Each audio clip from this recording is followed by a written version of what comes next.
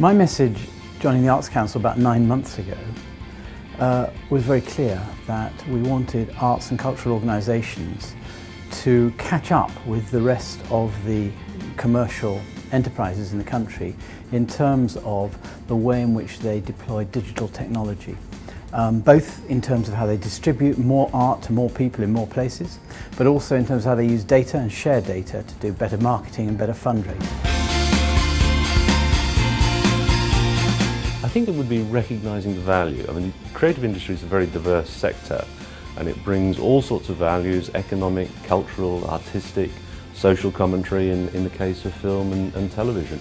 And recognising that value is something that government, the Arts Council and people in the sector are now beginning to quantify in greater and greater detail. Well, I speak for the arts in particular. I think we're pretty good at collecting data right now from our customers and our audiences, and we know a lot about them. We know where they live, what social class they're from. So we're collecting lots and lots of data. We actually don't quite know what to do with it. And I think one thing which we could really benefit from is more of a skills transfer between people who are also looking at these big data issues. And if we can find a way of the creative industries on the commercial side helping the subsidised world in the arts to do something properly with data and use it, capitalise it, this would be a great thing for the creative industries in this country. It's extraordinary how Britain's creative industries and Britain's arts and culture is regarded around the world.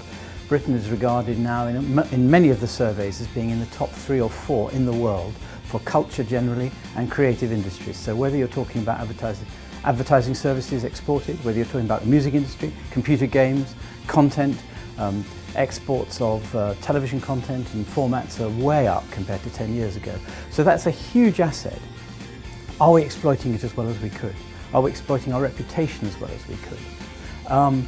There's evidence that the British Council has done in some research that says that countries abroad that have come into contact with British culture, British arts, are more likely to trade with Britain.